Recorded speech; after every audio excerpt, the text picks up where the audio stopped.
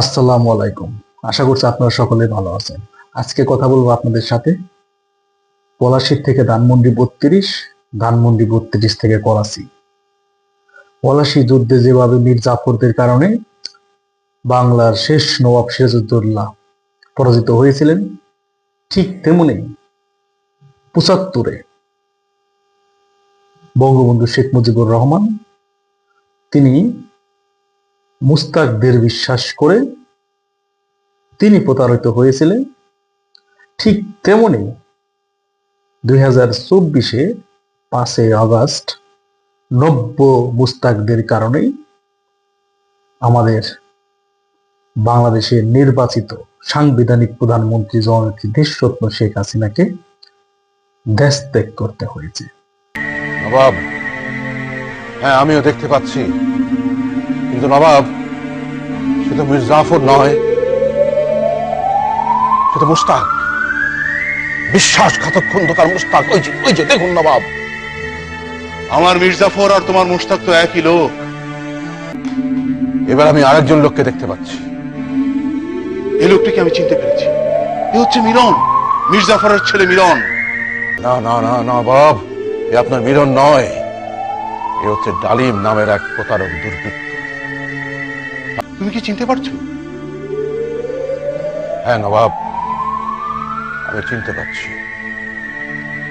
দেশদ্রোহী বিশ্বাসঘাতক গোলাম আজম, এই লোকটাই আমাদের মহান মুক্তিযুদ্ধের সময় জামাতের নেতা হয়ে ভণ্ড পীর সেজে অজস্র মুক্তিযোদ্ধাকে হানাদার পাকিস্তানের হাতে ধরিয়ে দিয়েছে। অসংখ্য মা বোনের ইজ্জত নষ্ট করতে হানাদার বাহিনীকে সাহায্য করেছে, আমার বরেণ্য বুদ্ধিজীবীদের হত্যা করেছে। আমার মনে হচ্ছে এই সেই ভগবান গোলার ভণ্ড পীর। মুর্শিদাবাদ থেকে স্ত্রী লুৎফাকে সঙ্গে নিয়ে নৌকাযোগে পাটনা যাওয়ার পথে ভগবান নবাব সিরাজউদ্দৌলার সময়ের মীর জাফর এবং ১৯৭৫-এর মুস্তাক, এরা কিন্তু একই সূত্রে গাথা, কিন্তু এরা কখনোই স্থায়ী হতে পারে নাই ক্ষমতায়। মীর জাফর যেভাবে স্থায়ী হতে পারে নাই, ঠিক তেমনি ১৯৭৫ সালের মুস্তাকরাও কিন্তু তারা স্থায়ী হতে পারে নাই। ঠিক তেমনি বর্তমানে যারা নব্য রাজাকার ফ্যাসিস্ট ইউনুস গংদের দোসর, তারাও কিন্তু স্থায়ী হতে পারবে না। আপনারা যদি লক্ষ্য করেন, যেভাবে ধানমন্ডি ৩২-এ ৫ই আগস্ট অগ্নিসংযোগ করে বাড়িটাকে ধ্বংসস্তূপে পরিণত করেছে, ঠিক তারপরে ৫ই ফেব্রুয়ারি বুলডোজার দিয়ে ধানমন্ডি ৩২-এ বঙ্গবন্ধুর বাড়িটাকে ভেঙে ফেলা হলো।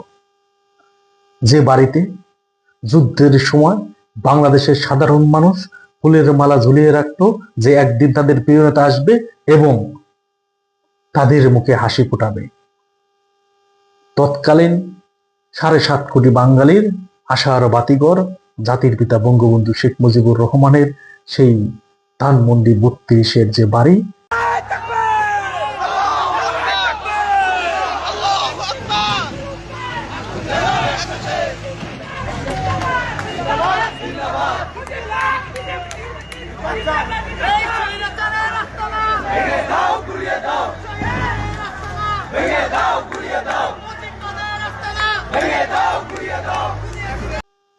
মৌলবাদ, জঙ্গিবাদ কিভাবে মাথা চাড়া দিয়ে উঠেছে সেটা আপনারা দেখছেন।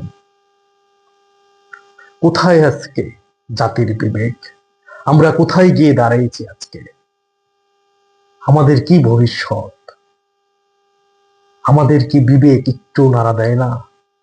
আমরা কি আজও বুঝতে পারছি না যে ৭১-এর পরাজিত শক্তিরাই আমাদের উপরে ঝেঁকে বসেছে, বাংলাদেশের মানচিত্রকে আঁকড়ে ধরেছে?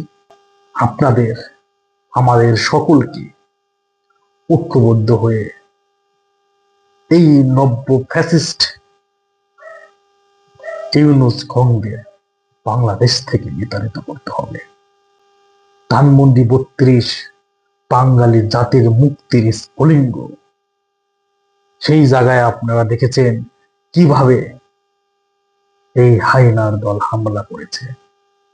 আর সেইটা করাচিতে বসে আজকে পাকিস্তানের পরাজিত শক্তিরা কিভাবে জাকাত জেগে উঠেছে আপনি একটু দেখতে পাচ্ছেন, যে তারা তাদের ডিফেন্সের যে ভেরিফাইড টুইট হ্যান্ডেল, সেই টুইটে তারা বলেছে, ভেরিফাইড টুইটে পাকিস্তান বলেছে যে মুজিব যেভাবে তাদের সাথে বিশ্বাসঘাতকতা করে বাংলাদেশকে আলাদা করেছিল, ঠিক তেমনি তার সকল চিহ্ন আজকে মুছে ফেলা হলো।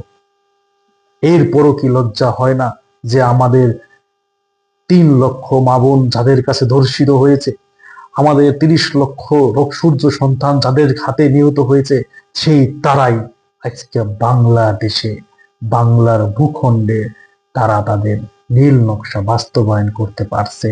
এই জামাত শিবিরের যে শকুনের দল, তাদের কি একটু মনে, আপনাদের কি একটু মনে আঘাত হানে না?